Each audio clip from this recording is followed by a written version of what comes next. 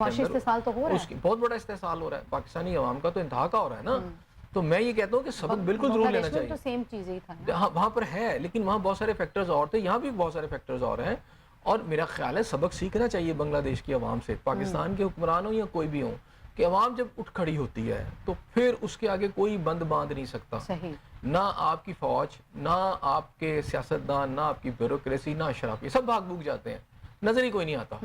تو سبق لینا چاہیے اور اپنی عوام پر اتنا ظلم کریں کہ جتنا آپ بھی سہ سکیں. بالکل. ابھی صورتحال یہ ہے کہ اگر وہ وہاں کے آرمی چیف کی صورتحال آپ یہ دیکھ لیں نا, پوری فوج کے اندر, ابھی آرمی چیف کو انہوں نے نہیں چینج کیا, لیکن جو اس وقت آرمی چیف ہیں بنگلہ دیش کے, ان کے بارے میں یہی ہے کہ وہ حسینہ واجد کے قریبی عزیزوں میں تھے, جن کو جونیئر ہونے کے باوجود ان کو پھر ایک سینئر پوسٹ پہ لایا گیا, لیکن وہ بھی ان کو نہیں بچا سکے. ہاں یہ ضرور انہوں نے کیا کہ ان کو ایک سیف پیسج دے دیا, اقتدار نہیں بچا سکے, ایک سیف پیسج دے دیا. اچھا, یہ جتنی بھی موومنٹ وہاں پر ہو رہی ہے وہ مائنیوٹلی چیک کر رہی ہے وہ لوگ, وہ طبقہ جو وہاں اس ساری سچویشن کے اندر اپنا ایک, انہوں نے انقلاب لانے میں اپنا ایک رول پلے کیا.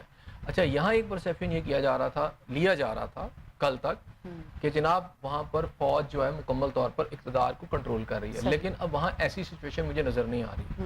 اسٹوڈنٹس جو ہے, یا وہ جو بھی ان کی نئی لیڈرشپ نکل آئی ہے, اس میں جو مین ان کے جو لیڈر ہیں, اسٹوڈنٹ لیڈر جو ہیں, وہ ایک ٹیچر کے بیٹے ہیں, اور وہ ایک یونیورسٹی کے اسٹوڈنٹ ہیں, سوشالوجی جو تھے پڑھ رہے تھے, اور پھر حسینہ واجد کی گورنمنٹ نے جب انہوں نے اپنے حقوق کی جنگ لڑی تو ان کو لڑنا شروع کی تو ان کو ایک دو دفعہ اٹھایا بھی گیا, ان پہ تشدد بھی کیا گیا, لیکن وہ اس پہ اپنے ثابت قدم رہے.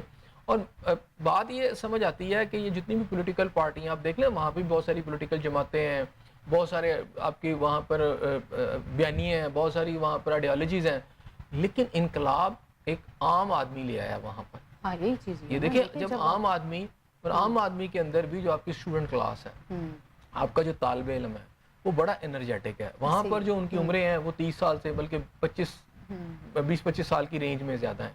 اچھا, پاکستان کے اندر بھی تقریباً یہ, اس لحاظ سے تو آپ دیکھیں کہ 6 کروڑ آپ کا نوجوان بچہ ہے, اور یہ دیکھیں مجھے کوئی لوگ کہتے ہیں, اور یہاں پر بھی آج ہمارے وزیر خزانہ نے بات کی کہ جناب پاپولیشن بلاسٹ ہو گیا یہاں پر. اچھا, یہ بڑا جھوٹ بولا جاتا ہے پوری دنیا میں نا, 2 جھوٹ بڑے مسلسل بولے جا رہے ہیں. آبادی بڑھ رہی ہے, آبادی بڑھ رہی ہے تو جی وسائل ختم ہو جائیں گے, اور دوسرا یہ ہے کہ پاکستانی ٹیکس نہیں دیتے. آبادی کا, دنیا کی سب سے زیادہ آبادی کہاں کی آپ مجھے بتائیں؟ چائنا کی سب سے بڑی آبادی دنیا کا, اور سب سے بڑی گروئنگ اکانومی کس ملک کی ہے؟ چائنا کی. اچھا, چائنا میں آج وہ ان لوگوں کو کہہ رہے ہیں بچے زیادہ پیدا کریں. کیوں؟ کہ انہیں نظر آ رہا ہے کہ ہم نے اتنا بڑا سیٹ اپ اپنا بنا لیا, فیکٹریوں کا, ملوں کا, اور جو کچھ ہم نے بنا لیا ہے. ہمارے یہاں پر جو ان کی جو عمر ہے, ایک اوسطن عمر جو ہے وہ کافی زیادہ ہے, ٹھیک ہے, 70-80 سال. تو وہ کہتے ہیں اگر یہ بوڑھے رہ جائیں گے تو نوجوان کہاں سے آئیں گے, پھر ہماری آگے 20-25 سال کے بعد کون یہ انڈسٹری سنبھالے گا. تو وہ کہتے ہیں یار بچے پیدا کریں. اصل میں مسئلہ کیا ہے؟ مسئلہ آبادی نہیں ہے, مسئلہ یہ ہے کہ چائنیز نے اپنی آبادی کو کام پہ لگا دیا, ان کو ٹیکنیکل نو ہاؤ دی, ان کو کام پہ لگایا, وہاں بجلی سستی کی, وہاں انڈسٹری کھڑی کی, آج وہی آبادی ان کی طاقت بن گئی ہے. یہاں سے یہ کہہ کہ وہ فارغ ہو جاتے ہیں کہ وسائل کی کمی ہے. وسائل یہاں پر کمی عام لوگوں کے لیے, نوجوانوں کے لیے. یہاں وسائل کی کمی یہاں کی 2% اشرافیہ کو نہیں ہے, جس میں ججز ہیں, جرنیل ہیں, ان کے بچوں کو یہ ایسے ہیں کہ جیسے میرا خیال ہے مغلیہ شہزادے بھی وہ شانہ زندگی نہیں گزارے جو یہ گزار رہے ہیں. تو آپ ان کی شانہ زندگیاں دیکھ لیں, آپ ان کے بینک بیلنسز دیکھ لیں جو انہوں نے بیرونی دنیا میں رکھے ہیں, آپ ان کی پراپرٹیز دیکھ لیں. یہ سیاستدان ہوں, یہ اس میں بیوروکریٹس ہوں یا جو بھی ہوں, لیکن یہ بات تو ایک چیز واضح ہو گئی ہے نا کہ جب آپ عوام کا معاشی قتل کریں گے, یا جب آپ عوام کا معاشی استحصال کریں گے, تو پھر عوام جب اپنے لیے نکلے گی تو پھر آپ کچھ بھی ہوں, بیوروکریسی ہوں, جرنیل ہوں, ججز ہوں, پھر اس میں کوئی پھر نو کمپرومائز ہے. اس کی ایک زندہ مثال ابھی ہم نے کل دیکھ لی, یہ بھی آپ دیکھ لیں, وہ تو ہر چیز سامنے آ گئی ہے. صاحب اب تھوڑا سیاسی ایشوز کی طرف آ جاتے ہیں. قومی اسمبلی میں جو ہے وہ الیکشن ایکٹ ترمیمی بل جو ہے وہ تو آج کثرت رائے سے منظور کر لیا گیا, اور ہم نے دیکھا کہ اس میں جو ہے وہ اچھا خاصا وہ روایتی طور پہ اپوزیشن نے شور شرابہ بھی کیا, سارے معاملات ہوئے, ایجنڈے کی کاپیاں بھی پھاڑ دی, اسپیکر ڈائز کا گھیراؤ بھی کیا. اتنے سارے کام کرنے کے باوجود بھی وہی ہوا جو کہ ہونا بھی تھا اور نظر بھی آ رہا تھا. اس سے قبل ہم پروگرام میں ذکر بھی کر چکے تھے کہ یہ ہونے والا ہے, اور یقینی طور پہ وہ ہو چکا ہے, بل منظور ہو چکا ہے. مطلب اب جو حکومت ہے وہ بڑی سیف زون میں. اچھا, روایتی طور پہ نہیں ہوا, اپوزیشن نے اپنی پوری کوشش کی ہے لیکن ان کی چلی نہیں. ظاہری بات ہے اکثریت کی بنیاد پہ فیصلہ ہونا نا, وہ ان کے پاس نہیں ہے نا, اکثریت نہیں ہے نا, اب گورنمنٹ کے پاس ہے, انہوں نے کر لیا. اور جو اپوزیشن کر سکتی تھی اسمبلی کے اندر, جو بھی ان کے پاس آئین ان کو اجازت دیتا, وہ سارا انہوں نے کیا. نہیں ہو سکا. اور میں نے آپ سے کہا تھا کہ آج کیا ڈیٹ ہو گئی جب سے آپ کا سپریم کورٹ کا فیصلہ ہے. میں نے کہا تھا یہ حلف نہیں ہوگا. اب ایک پاس آپ بیرسٹر گوہر صاحب چلے گئے ہیں جی سپریم کورٹ میں, انہوں نے جا کے اس کو چیلنج کر دیا اور ان کا یہ خیال ہے کہ جناب سپریم کورٹ اس پر فیصلہ ان کے حق میں دے دے گی. خیر سپریم کورٹ جو بھی فیصلہ دے گی, بیچ میں پھر میں کہہ رہا ہوں کہ اگر تو فوری سپریم کورٹ سنتی ہے اور کوئی ڈیسیژن فوری دے دیتی ہے تو پھر تو چلیں ٹھیک ہے, لیکن اب وہ چھٹیاں آپ کے سامنے سپریم کورٹ کی کھڑی ہیں, ٹھیک ہے. اگر وہ چھٹیوں پہ ہو جاتا سارا سین اور تھوڑا سا آگے ہو جاتا ہے تو پھر یہ سمجھے کہ 2 ماہ کے بعد یہ چیزیں چلی جائیں گی. اچھا گورنمنٹ جو ہے نا اس بات پہ آپ یہ سمجھ لیں کمیٹڈ ہے کہ انہوں نے یہ حلف نہیں ہونے دینا, ٹھیک ہے. اب انہوں نے لیگلی جو ان کو آئینی کور مل سکتا تھا انہوں نے وہ بھی لے لیا. صحیح. اب کورٹ نے اپنے فیصلے کو دیکھنا ہے, کورٹ نے دیکھنا ہے کہ اس فیصلے کو, کیونکہ یہ جو اب لیگل کور انہوں نے لیا ہے ایک پوری ترمیم ہے نا, اب کورٹ یہ تو نہیں کہہ سکتی کہ آپ یہ ترمیم واپس کر لیں, یہ کورٹ یہ بھی نہیں کہہ سکتی کہ آپ یہ ترمیم نہیں کر سکتے, کیونکہ کورٹ کی یہ جورسڈکشن ہے. ہاں کورٹ ایک پوائنٹ پہ ایک ان کو فائدہ پہنچ سکتا ہے کہ یہ کورٹ کے اندر جا کے ہو جائے کہ ٹھیک ہے یہ آپ نے ترمیم کر لی, آئندہ سے ہوگی, چونکہ کورٹ کا یہ فیصلہ پہلے سے آ چکا ہے. ہاں اس لیے پی ٹی آئی کو یہ لیو دیا جائے گا کیونکہ یہ فیصلہ پہلے کا آ گیا, ترمیم آپ نے ابھی کی ہے, ترمیم آپ نے ابھی کی ہے. یہ ایک مجھے تھوڑا سا لیگل ویکیوم نظر آتا ہے جس کے اندر شاید پی ٹی آئی کو کوئی ریلیف کی طرف بات جا سکے. باقی جس طرح انہوں نے سپریم کورٹ جس طرح انہوں نے اپنی اس وقت پارلیمنٹ کے اندر یہ سارا بل لے آئے ہیں, پاس کروا لیا ہے, تو اس کے بعد مجھے نہیں لگتا کہ یہ جو بیل ہے یہ منڈیر جو ہے یہ چڑھے گی, کیونکہ اس میں گورنمنٹ بڑے اسٹرانگ فوٹنگ پہ کھیلے. حکومت نے جو آخری پتے کھیلے وہ صحیح ٹائم پہ کھیلے اور حکومت اس وقت صحیح پچ پہ کھیلی. دیکھیں اس میں بڑا ان کو ایک تو ہو گیا کہ ہیڈ آن جو کلین ہونا تھا عدالت کے ساتھ وہ نہیں ہوا. اچھا.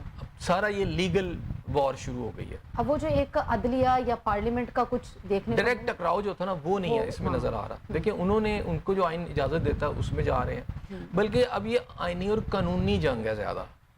وہ ہیڈ آن کلین جو کہ سیدھا ٹکراؤ نہیں ہوا, ٹھیک ہے نا, اس میں گورنمنٹ نے بھی ایک بڑے اچھی موو چلی ہے کہ وہ پارلیمنٹ میں سارے ایشوز کو لے گئے, اور پارلیمنٹ ان کے خیال میں سپریم ہے, لا میکنگ پارلیمنٹ نے کرنی ہے, وہ انہوں نے کر دی ہے, وہ ان کا اختیار ہے, کانسٹیٹیوشن ان کو اس بات کی اجازت دیتا ہے.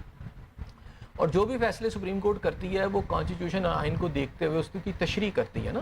تو اب آئین بن گیا ہے, تو اب میں نے پھر وہ کہا کہ صرف ایک آپشن ہے کہ اگر کورٹ نے یہ کر لیا کہ یہ ڈیسیژن چونکہ پہلے آ چکا ہے تو یہ ایک ان کو ریلیف ملنے کی ایک گنجائش ہے, باقی مجھے نظر نہیں آ رہی. حکومت اس وقت جو ہے وہ ظاہر سی بات ہے جب بل پاس ہو گیا تو وہ سیف زون میں ہے, سیف زون میں. اب اپوزیشن کچھ بھی کر لے, اب اگر سپریم کورٹ کی جانب سے کچھ ریلیف مل جاتا ہے تو اس کا کچھ کہا نہیں جا سکتا, ادروائز کوئی اور حربہ, کوئی اور کوشش, کوئی اور مجھے نظر نہیں آ رہا, کوئی اور ایسی پوزیشن کہیں بنتی ہوئی نظر نہیں, مجھے نہیں نظر آ رہی. صحیح ہو گیا. آگے بڑھیں گے. سیکرٹری پاور نے جو ہے وہ آج بڑا اہم انکشاف کیا ہے. ویسے اس میں کہا گیا کہ جی بجلی کے جو کمپنی کے جو ملازمین ہیں ان کو سالانہ 15 ارب کی مفت بجلی فراہم کی جاتی ہے. اب جس ملک میں آپ بجلی جو دے رہے ہیں وہ ایشیا کا سب سے مہنگا ملک پاکستان ہے جی, جہاں پہ آپ سب سے مہنگی بجلی دے رہے ہیں, اور حالات یہ ہیں کہ ایک تو بجلی کے بل آسمانی بجلی کی طرح گرج رہے ہیں.